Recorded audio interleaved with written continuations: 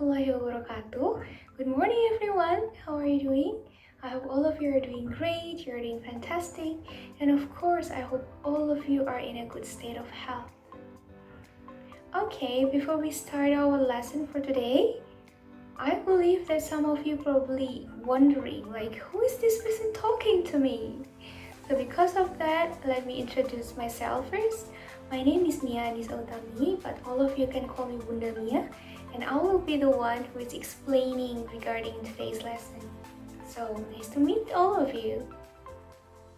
Alright, because you already know a little bit about me, should we jump right into our lesson for today? Let's go!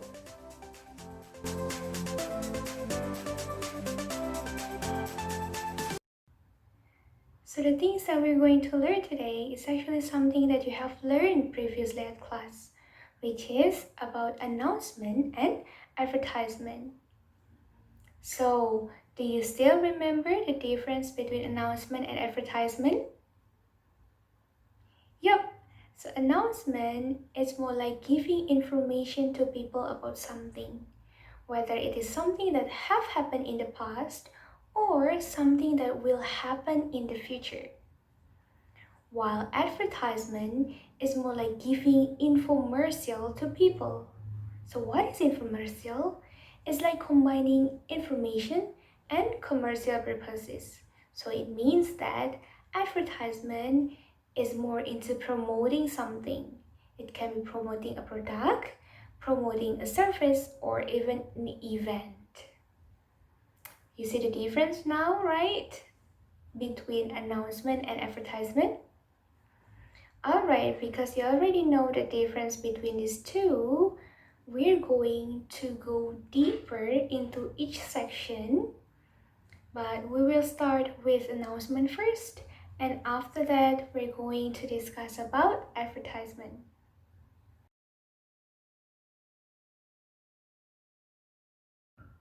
Alright, let's start with announcement. Did you remember what is announcement? What is the purpose of announcement? So basically, an announcement is a written or spoken statement that tells people about something. It is a public or formal words that announce something. Nah, jadi announcement atau dalam bahasa Indonesia kita bisa sebutnya sebagai pengumuman adalah suatu pernyataan tertulis atau pernyataan yang diungkapkan secara langsung, secara oral, untuk memberitahu orang-orang mengenai suatu hal. Nah, hal ini bisa suatu yang telah terjadi di masa lampau atau hal yang baru akan terjadi di masa depan. Nah, bentuknya juga bisa umum, jadi public known, atau bisa pengumuman formal. Nah, biasanya kalau misalnya yang formal ini itu dibuatnya dari suatu organisasi tertentu atau dari perusahaan tertentu atau bahkan dari pemerintah. Alright, now we're moving on to the types of announcement. There are actually lots of types of announcement, but I've already prepared few of them, and those are graduation announcement, engagement announcement, wedding announcement, students organization announcement, business announcement, lost and found announcement, death announcement, and government announcement. Nah, di antara jenis-jenis pengumuman ini, ada yang pengumumannya berupa tulisan atau berupa pengumuman yang diucapkan secara langsung atau diumumkan secara oral. Nah, beberapa contoh yang dituliskan, pengumuman tertulis adalah graduation announcement, engagement or wedding announcement, students organization announcement, business announcement, job vacancy announcement. Nah, untuk yang oral, yang diumumkan secara langsung, secara oral, biasanya itu adalah government announcement. You can find it in the radio or television usually. Death announcement, you can probably hear it near you, ya. Biasanya diumumkannya melalui masjid-masjid di sekitar lingkungan kita. Or even lost and found announcement. Biasanya ketika kita berada di mall atau berada di suatu acara, kemudian ada barang yang hilang atau barang yang ditemukan, biasanya diumumkan secara langsung oleh petugasnya gitu. Jadi tidak dalam bentuk tertulis. Seperti itu. Alright, now we have generic structure. So, like the other types of text, when you write an announcement text, you also need to follow the generic structures. There are three parts of generic structure in announcement text. The first one is opening, the second one is contents, and the last one is closing. First, opening. Pembukanya. Now, usually this opening is in the form of title. Now, this title gives the main idea of the whole information consists in the contents of announcement.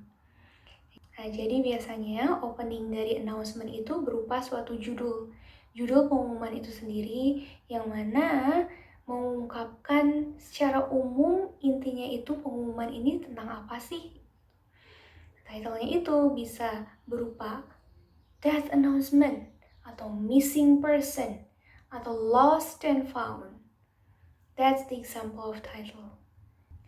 The second one, we have contents, which is explaining all the things or explaining more detailed information regarding the title.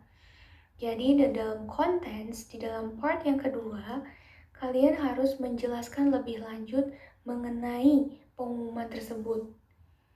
Biasanya isinya itu ada purpose, participants, type of event, day, date and time, place, specific requirements, and contact person. And the last one, we have closing. Now, closing is more like greetings or the statement of someone who writes the announcement. Jadi biasanya closing itu berupa kalimat penutup. Bisa berupa wassalamualaikum warahmatullahi wabarakatuh atau simply thank you for your attention, atau hanya mencantumkan nama dari pembuat pengumuman itu sendiri. That's for closing. Other than generic structure, you also have to pay attention to the language features when you write an announcement. Nah, biasanya ada bahasa-bahasa tertentu yang digunakan ketika kalian membuat suatu pengumuman. Nah, in English, we usually write an announcement by using simple present tense and simple future tense. Kenapa simple present tense? Because when we write an announcement, it is something that happened right now gitu. Jadi kita menuliskan pengumumannya itu sekarang kan, informasinya itu yang ingin disampaikan adalah informasi yang berlaku sekarang. Nah, makanya kita menggunakannya simple present tense. Now, for simple future tense, it's usually explain about something or event that happened later in the future. Gitu. Jadi, pengumumannya itu misalnya mengenai suatu kejadian yang baru akan terjadi di masa depan. Nah, untuk menjelaskan event tersebut, kita menggunakan future tense. Tapi, you have to pay attention to that not all announcement use these two tenses. Sometimes when you have to explain about something that have happened in the past, please use simple past tense.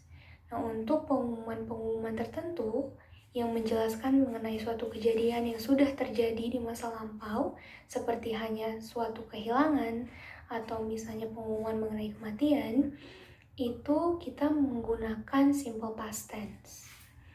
Jadi, untuk language features, walaupun umumnya menggunakan present tense dan future tense, tapi tidak menutup kemungkinan untuk menggunakan tenses yang lainnya disesuaikan dengan konteksnya. Konteks dan konten yang ingin disampaikan dalam pengumuman tersebut.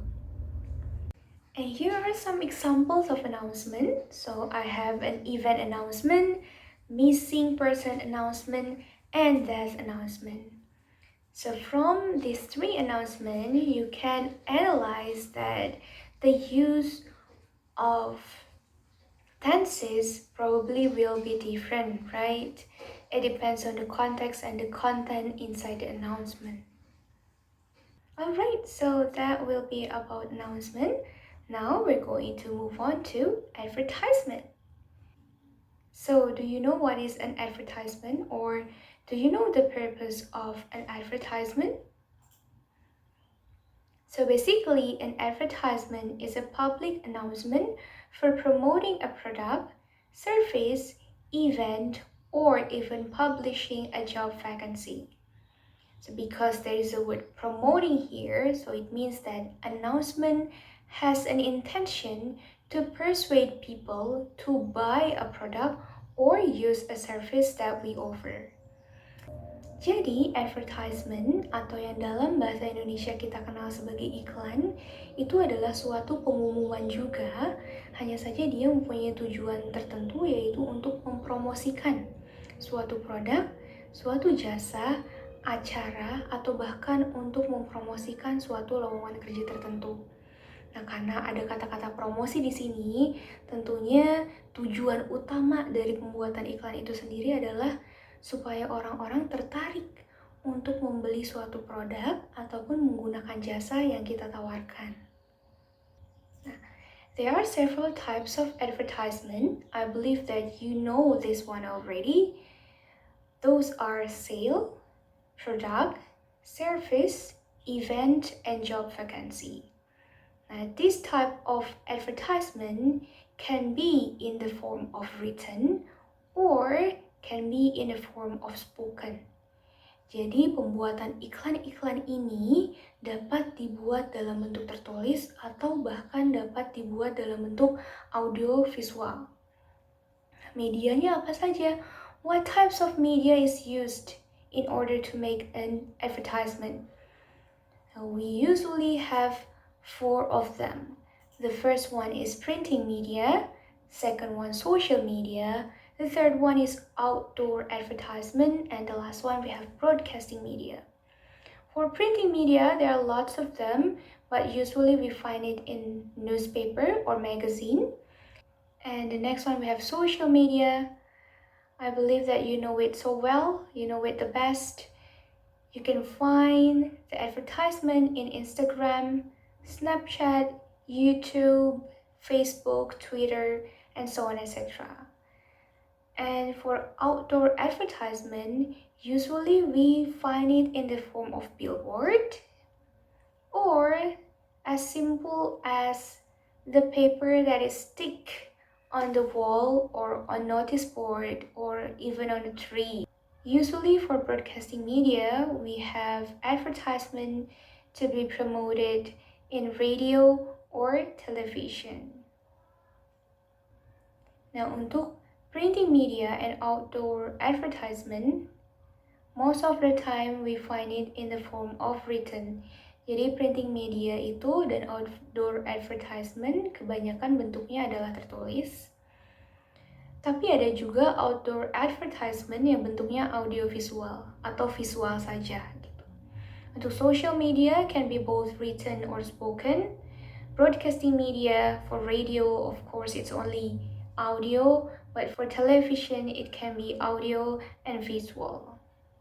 Jadi ketika kalian nanti membuat suatu iklan, kalian tentukan dulu kalian ingin berupa audiovisual atau tertulis. Nah, dari situ kalian bisa menentukan media yang tepat untuk pembuatan iklan kalian. Alright, so just like announcement before, when you write an advertisement, you also have to pay attention to the generic structure. Jadi ada struktur tertentu yang kalian harus perhatikan ketika kalian membuat iklan. First, you have to pay attention to the purpose. Second, name of the product or the service or the event. The third one is your consumers or users. First, we have purpose. So why do we have to pay attention to purpose when we create an advertisement? That's because first we want to build our product's image, and the second one we want to create awareness about our product among our consumers. Jadi kita ingin membuat suatu kesan yang baik, kesan yang menarik, dan menyadarkan orang-orang, calon-calon pembeli kita terhadap produk kita. That's the purpose. The second one, of course, we have to write down our name of product or service. Karena kita ingin mempromosikan produk kita, jasa kita, tentunya supaya orang-orang tahu kita harus mencantumkan nama dari produk kita atau brand kita namanya apa, seperti itu. And the last one, of course, we have the users or the consumers. Kita harus tahu target pembeli kita itu siapa sih, yang menggunakan jasa kita itu siapa sih. Hal ini sangat penting terkait dengan desain dari iklan yang akan kita buat. So for example, if the target consumers of our product are children, so it means that the design should be more colorful. It should be lots of picture there, and probably we have to use some kind of words that is easy to understand for children.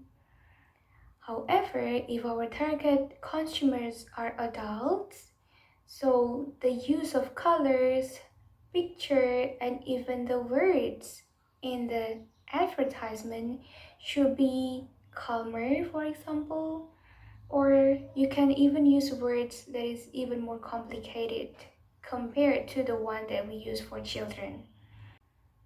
Okay, so that's for generic structure. Now, besides generic structure, when you write an advertisement, you also have to pay attention to the language features. Here, I have 3 special language features that you have to be more careful when you write an advertisement. First, it should be persuasive. Because the intention of advertisement is to persuade people to buy a product or use a service, of course you have to use interesting words in order to make the consumers feel interested or attracted to your product or your service. The second one, usually it's written in imperative one. Jadi biasanya dituliskan dalam kalimat-kalimat perintah. And the third one, our advertisement should be informative enough for our consumers to understand about the product or the service that we offer. And next, we have essential elements that you have to know about advertisement. So usually in advertisement, we have these essential elements. First, we have the brand or the logo. The second one, we have catchy headlines, and we also have call to action, powerful image, uniqueness, benefit for the readers, and other detailed informations. Brand atau logo itu sangat penting karena itu yang menjadi image pertama produk kita. Kesan pertama yang ditimbulkan atas produk kita itu dilihat dari brandnya. Yang kedua, catchy headlines dan juga call to action. Dua-duanya ini sangat berkaitan satu sama lain karena menggunakan persuasive language features. Jadi kata-kata yang digunakan dalam headlines atau call to action itu harus menarik sehingga orang-orang mau melihat iklannya dan akhirnya membeli atau menggunakan produk yang kita jual. Yang ketiga, we have powerful image. Gambar yang kita cantumkan dalam iklan itu harus berkesinambungan dengan produk yang akan kita jual atau jasa yang ingin kita tawarkan. Fourth one, uniqueness. Keunikan atau kekuatan dari produk yang kita tawarkan itu apa sih? Apa yang membuat produk kita unggul dari produk-produk lainnya yang sama? Itu harus dijelaskan juga dalam iklan yang kita buat. Benefits for the readers.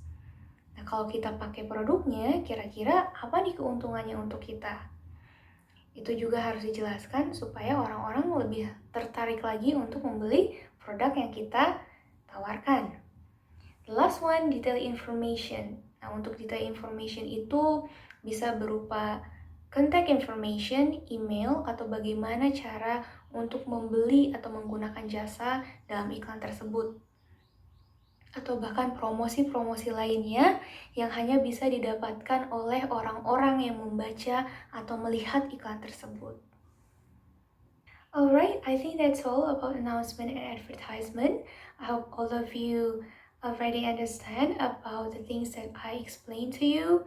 But if you still have any questions regarding these two information, feel free to contact me or Bunda Army so that you get more enlightenment and understanding regarding both announcement and advertisement.